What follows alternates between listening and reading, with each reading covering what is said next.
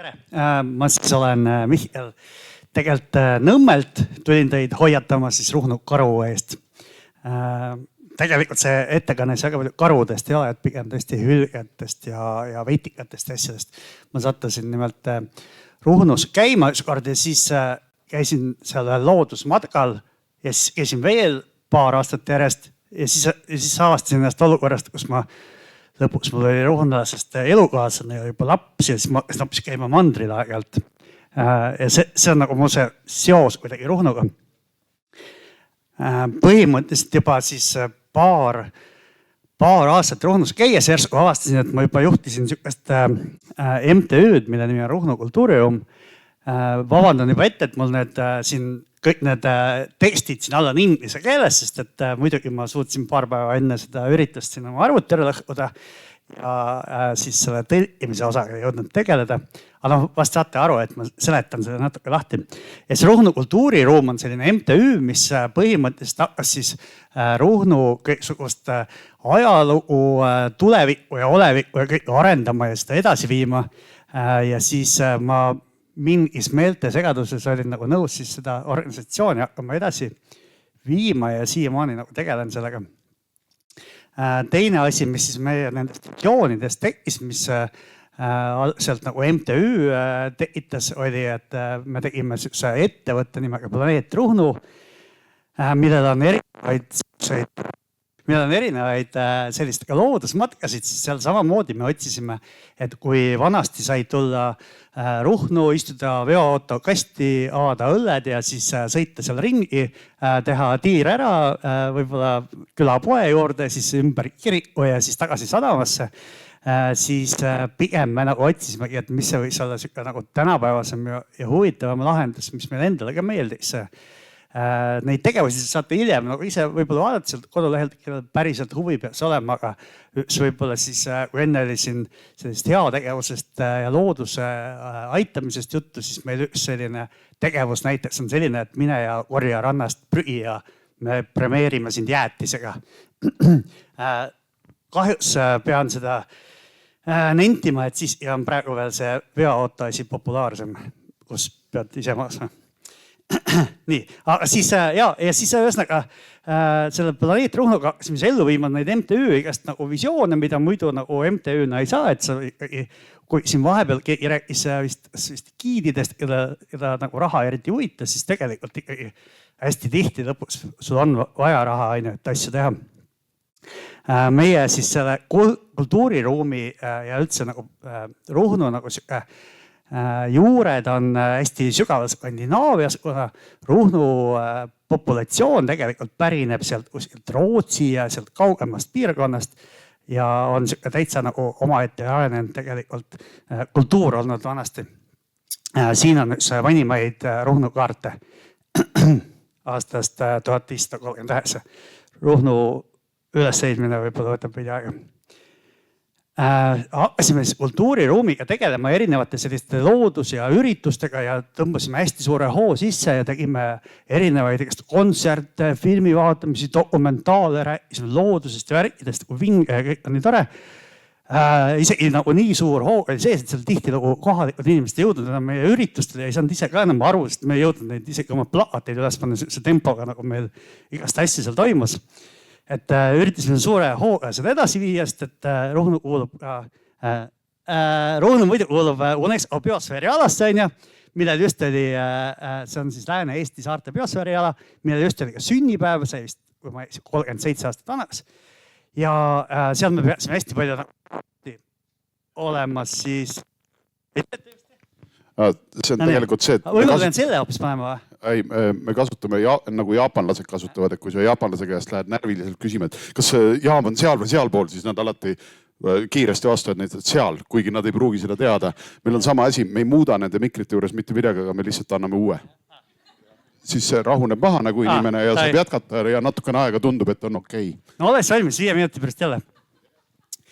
Ruhnu kuulub sinna Lääne-Eesti saarte biosfäärialasse, mille eesmärk ongi siis nagu näidata, et kuidas inimene ja loodus suudaksid üldse koostööd teha ja koos eksisteerida ja selliseid asju teha.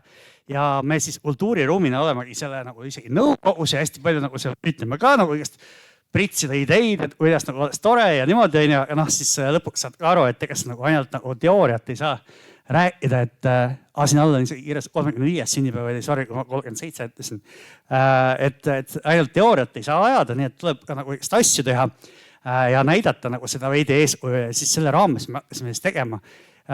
Nii et kõik need üritused, mis me siin rääkisime, üritasime, et need olekski hästi kestlikud, et meil ei olnud kordagi olnud ühekordseid nõusid ega mingeid selliseid kaugelt toodud isegi toiduaineid, üritasime näidata ka, et kuidas saab teha ainult kohalikust toidust kohvikut pidada ja üldse nagu sellist kultuuri ülal pidada ja edasi viia. Hankisime käest ökomärgised, siin on Green Key, mida me pidasime küll seal seminari, aga samas meil oli endal see märgis juba tehtud ja kõik muid asju minnes sinna nagu sinna zero waste teemas, kõigesse sellesse ja üritades aru saada, et kuidas siis nagu üldse hakkama saada, üritades näidata sellist eeskuju.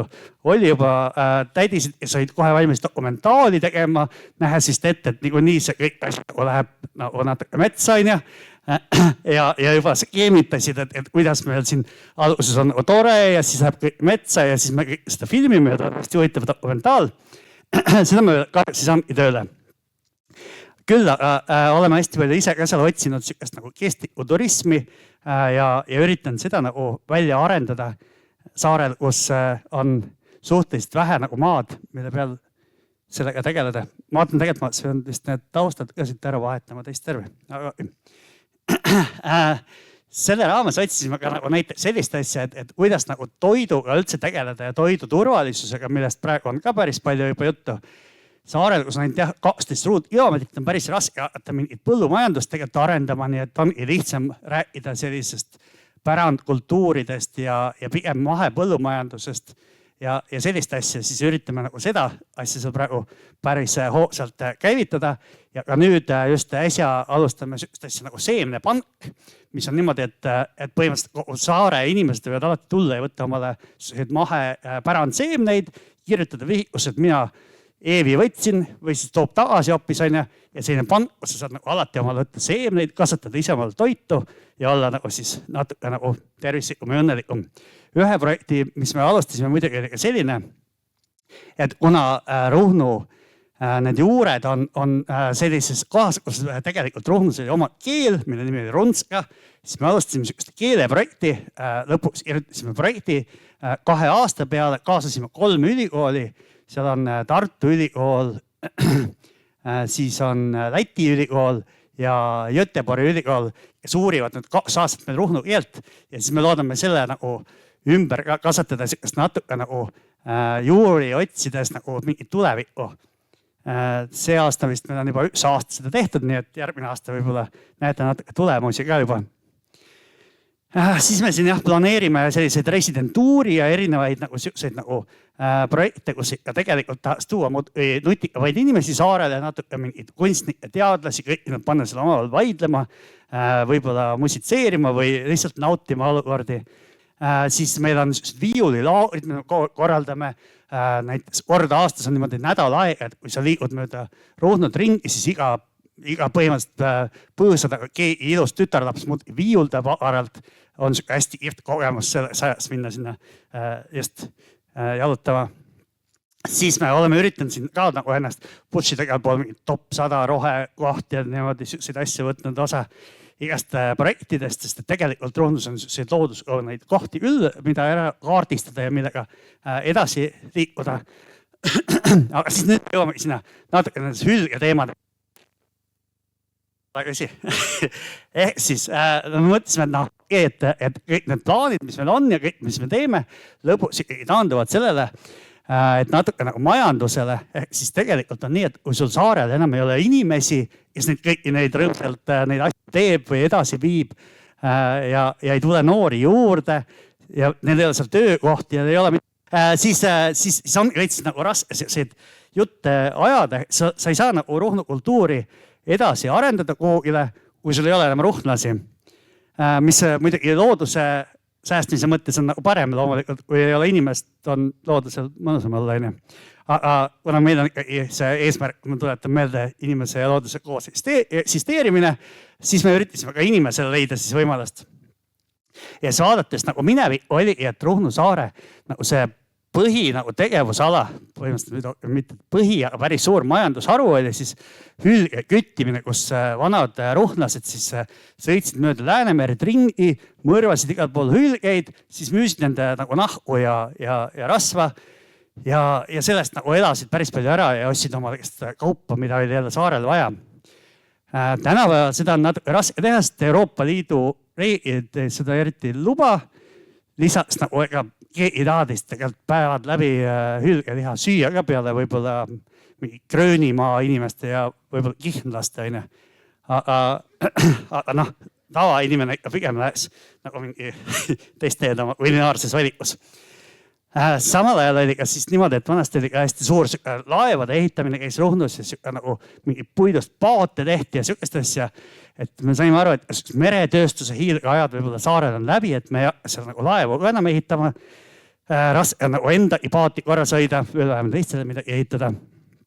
Ja siis saime aru, et saarel oli, nii et see majandus tegelikult see teema, need asjad said läbi 1944, kui peale teist maailmasõda siis otsustas terve saare populatsioon, et meil eriti hästi see Nõukogude võimuga nagu koostöö ei sobi, nii et nad pakistasid kokku ja sõitsid kõik Rootsi ära.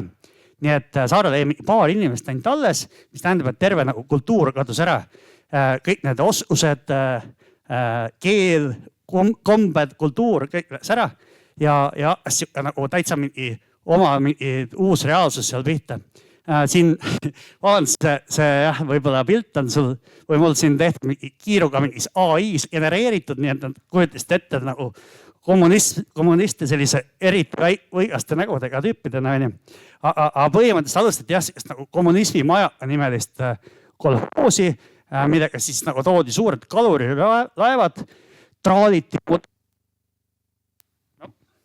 ümber saare siis nagu kala on ja aeg-ajalt ka siis veel neid hülgeid välja ja kõik olid nagu näiliselt ikkagi õnnelikud, et said selle elada sellist nagu sotsiaalset kooslust ja mingit oma nagu raardriimi ellu viia.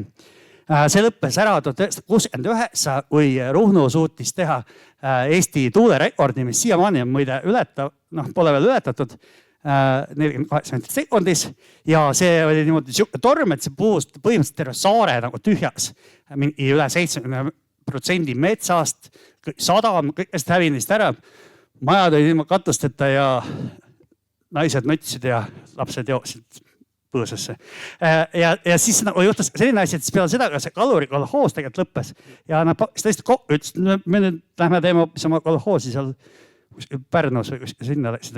Ja siis sai nagu see nagu majandusharu ka nagu läbi saarel. Ja see on tegelikult nagu enne tormi foto sellest sadamast, mis on juba väga hea välja. Siis 1972 tulid mingid tüübid saarele, kes nädalaid puurisid auke mööda saari või saart otsides nagu naftat ja gaasi ja kõik asju. Nagu teate, siis Aenal nad isegi natuke midagi leidsid. Ruhnus oli nii, et põhimõtteliselt, kuna see on nii kaugel kogu ülejäänud reaalsusest, siis nad põhimõtteliselt nädal aega panid sealt ina ja avastas, et nad olid suutnud omale puurida vist sellel ajal ühe sügavaima puuraugu üldse, mis vist oli teiseks kõige sügavam, sest sügavaim oli vist Koola poolsaarel. Ja siis said aru, et nad sealt midagi peale soolase vee nagu välja ei puuri ja läksid minema. 1991 saabus uus majandusjärg, kus kõik anti maad tagasi nendele kunagistele ruhnlastele, kes olid vahepeal Rootsi läinud elama. Nad tulid tagasi, rahvariided seljas, kohvrid käes, et tavai, nüüd teeme edasi Ruhnut. See muidugi kahjuks ka nagu eriti hästi töötanud. Nagu nendest natuke nagu kurbadest siin noorte nägudest võite näha, siis tegelikult nagu see kohanemine Ruhnu eluga ei ole nagu tänapäeva sellise rootslase jaoks enam nagu tehtav. Siis neil ei olnud seda nagu, oli see keelebarjäär ja nad ei saanud aru, mida seal teha ja kuidas sa seal asju ajad. Keegi tahtnud, et nüüd ostan oma 2 hobust ja hakkan põldu kündma. See kõik oli tegelikult läbi, nad lootsid, et saab midagi teha, aga siiani tegelikult ei ole eriti hästi see õnnestunud. Tänapäevas on küll ehitatud välja jube hea nagu sadam, kus toimub pidevalt igast purjeraikatte ja võistlusi. samal ajal seal kõrval on ka lennujaam, nagu näete sealt kruusahunnikutest, et põhimõtteliselt see infraasi on nagu enam-vähem olemas ja saarest saaks asja. Samal ajal saar on ka off-grid saar või ma ei tea, kuidas eesti keeles on nagu stepsel väljas on saar, et põhimõtteliselt kogu energia toodetakse saarel ise, tuuliku, päiksepargi ja siis kui vahest nagu puudu jääb, siis diiselgeneraatoriga, kus kasutatakse biodiislit, et võiks ökom olla, on suur akupank, kuhu salvestatakse. Nii et nagu saar iseenesest nagu suudab nagu ökoenergiat tegutseda ja seal on nagu väga palju asju ja see on lihtsalt nagu näide, et kui võtta nüüd kõik Ruhnu saare elanikud ja panna nad ühte majja, siis tegelikult nad elasid mingis Hruštšovkas jumala hästi ära. Sest et saared on suvel, ütleme mingi ametlikult mingi circa 150 inimest, aga tegelikult talvel reaalselt elab seal umbes 50 inimest. Ja need 50 inimest peavad ülal pidama siis neid erinevaid kohvikuid, kahte kirikut, mida ma teile pilte isegi näita, kui te olete Ruhnust näite, siis lennujaama, sadamad, kooli, päästehoonet ja nii edasi, kest kuni mingi külasaunani välja, et kõige sellega tegelema peavad, mis tähendab, et tegelikult sealt nagu välja pigistada neilt mingit uut, mingit majandusgeniaalset ideed, et nüüd tegutseme ja toodame midagi, on päris raske. Ruhnu muidugi, nagu teate, asub keset Liivi lahte. Ühelt poolt on hästi sügav vesi, teiselt poolt hästi madal. Ühelt poolt on sellele siis saarel on nagu ilus liivarand, kus on nagu mõnus päevitada, sahistada jalgus laulvates liivades. Teiselt pool on siis madalad karjamaad, kus pigem nagu mingi paar veist hulguvad ringi ja linnud laulavad. Saare ümber on planeeritud erinevaid nagu tuuleparke, mereparke. Seda on nii Eesti poolel kui tegelikult ka lähim on umbes 20 kilomeetri kaugusel, kui ka Läti poolel, kes on samamoodi analüüsinud läbi, et kuhu oleks kõige parem oma tuulikuid püsti panna sinna vette. Meie samal ajal käime muudki kalal, saame aru, et kuna nagu hülgeid enam ei kütita, siis pole palju ka mõtet kalal käia, sest hülgeid on jumala palju näha, samamoodi on seal ka rohkem nagu võib-olla kormorane asja näha, kala näha juba ammu ei ole. Muidu mina siis jõudsin sellest teemasse niimoodi, et ma tegelikult olen arhitekt ja võib-olla ka süüdi natuke nendes metsade mahavõtmises, sest ma disainin nagu puidust maju ja see oma arust hästi lahendusi. Ja siis sattusin tegema maja ühele tüübile, kes oli Jonne Kotta ja siis ma nagu alati küsin neilt igast hästi personaalseid küsimusi ja uurin, et millega nad siis tegelevad. Ja Jonne, tema uurib vetikaid, mõtlesin, mis asja on. Ja siis ta seletas edasi ja siis tundus, jumala huvitav tegelikult. Ja siis hakkasime tegelikult isegi päris palju sellest suhtuma ja arutama ja tundus, et võib-olla saarel, kus on ainult 12 ruutkilomeetrit, samas mingi 1000 ruutkilomeetreid merd, võib-olla see päris nagu tark asi vaadata hoopis mere poole nagu selle sinimajanduse suunas. Seda nagu toetas päris palju. Ma muidugi kella üldse nagu viipa, kui mul juba läheb kiires. Et saarel on selline asi ka, et kui vaatad natuke seal ajaloos tagasi, siis on isegi Vetika nimeline tänav olemas, sest ega see on vana nagu liivamägi tegelikult see saar on ja siis inimest ju oli vaja põllule toitaineid, nii et vedasid vetikaid omale põllu peale, et sealt erinevaid mineraalaineid siis saada omale mulda ja kasutada rõõmsalt mis iganes põllukultuure. Siis samal ajal oli ka meil selline asi, et vaatasime, tehti just valmis Eesti mereplaneering, ma ei tea, kas te olete pannud tähele, on tehtud digitaalne tööriist, kus on õigest asju analüüsida, mis mere peal toimub. Me siis saime teada, et tuleb välja, et Ruhnu on siis, see on siin all see punane laik, et Ruhnu on siis jube hea koht, kus tegelikult vetikaid kasutada, isegi mereplaneeringu järgi juba. Ja siis sellest nagu kõigest nagu kokku pannes kõik need asjad, siis mõtlesime, et davai, aga me teeme siis ära, et teeme esimese nagu eksperimentaalse vetikafarmi. Alguses tegelikult oleme teinud seda, mis on siis nagu loodusest vetikate püüdmine, mida kutsutakse siis välismaal wild harvest, et lihtsalt sukeldud seal vee alla, pere rannas lehvitab ja võtab kõigest. Sina oled samal ajal seal mingi ja lapse vanniga seal mööda vett ulpimas ja vetikaid vanni panemas. Ja siis planeerisime samal ajal seda vetikafarmi, et kuidas see välja näeks. Kui küsid kellegi, et keegi ei tea, sest ei ole ju teinud, et mis asja, et mida nendest vetikatest jändad, et terve rand on seda ju täis.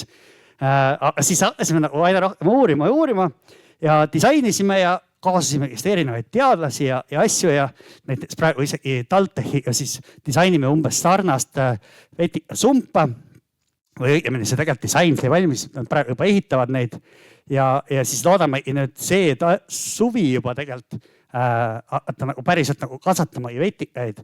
Aga siis mida sa nendest kasvatad, on ju, kui sul ei ole nagu midagi teha, sest et ma ei hakka nagu inimestele lihtsalt jagama neid vetikaid, et ne võta need ja mine panema, ma ei tea, põldule või kuradi tee omale sihukest nagu mingit seda, mis need nagu need mudavannid on sellised vetikavannid ka olemas. Et see nagu eriti kaugele vii, on ju, ja siis me hakkasime testima, et mis oleks siis nagu huvitavad sellised tooted ja asjad, mida saab sellest üldse teha. Ja ma nägin, et teil oli ka siin kimchi'd teinud, kas mingi marge või kas see oli selline. Ja siis meil oli samamoodi, et kuna meil hullult meeldib kimchi'd süüa, siis me mõtlesime, et mida nagu veel tervislikum on, kui sa võtad selle fermenteerunud taimed ja siis sa hoopis nagu need asendad nagu vetikatega, siis ta nagu aina paremaks läheb ja siis me oleme proovinud seda kimchi'd, seal meil on juba oma fännklaab või nagu huvigrupp, kes alati meilt neid tellib ja siis me seda natuke arendame edasi. Seda saate ka proovida, ma tean, peaks olema varsti see avatud kalasadamate päev ja siis Pärnus minu arust pakutakse seda meie kimchi'd niisama tasuta teile, kui lähete sinna. Mida see päev on, ma ei tea. Aprilli lõpus.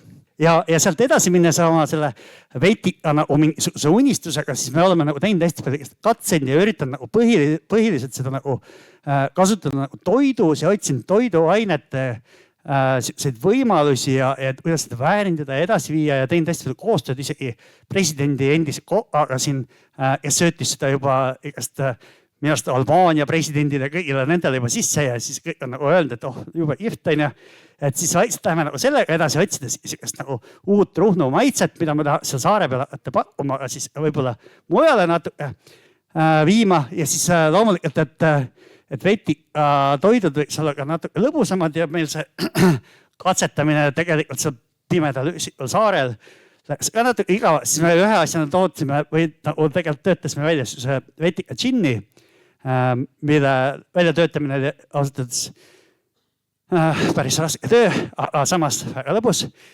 Ja sellest saime juba siin sügisel Eesti toidu sellel festivalil see mingi hõbe, ma ei tea, auhinna on ju, diplomi. Ja siis selliseid asju me seal edasi toodame. Käisin just paar nädalat tagasi ka seletamas Brüsselis, sest et kuidagi nad olid kuulnud, et ühed hullud teevad Ruhnus järsku vetikafarmi. Siin foto peal näha, tegelikult oli nagu üle 500 inimese saalis nagu imestas, et miks on ja siis ma käisin ja rääkisin neile natuke sellest Ruhnu loost seal. Ja nii ta umbes meil lähebki, et tulge vaadake Ruhnu, kõndige ringi ja siis näete, kuidas vanadest hülgeküttidest siis tänapäeval sellised taimetoitlastest vetika huvilised tehakse. Aitäh! Aitäh Mihklile küsimusi. Ma ise jõudsin mõelda selle peale, et sulle küll ette ei saa heita seda, et mida osadele saab, et ta isegi ei proovinud elu jooksul midagi teha. Yeah. Et väga kummardus ja aplaus selle kõige eest juba. Kas keegi soovib midagi küsida? Ainult mitte karust, ma loodan need on. Et teil olid ilusti teadlased kaasatud. Ega infot ei ole, millal hülged taimetoiduliseks hakkavad? No ega neil seal palju vist üle jää tõesti, sest kala enam meres ei ole, nii et populatsioon kasvab, eks nad peavad ka kohanduma tõesti loodusega. Varsti siis tulevad meile võib-olla farmi tööle ja seal toituvadki. Kas on veel küsimusi julgelt? Selle peale ei oskast midagi öeldagi. Ja ongi nagu see, kõigil jooksis täiega kinni praegu nagu see. Temust võimalikult hilja jõuab. olgu, aga sel juhul suurimad tänud ja veel kord suur-suur aplaus. Aitäh. Mihkel.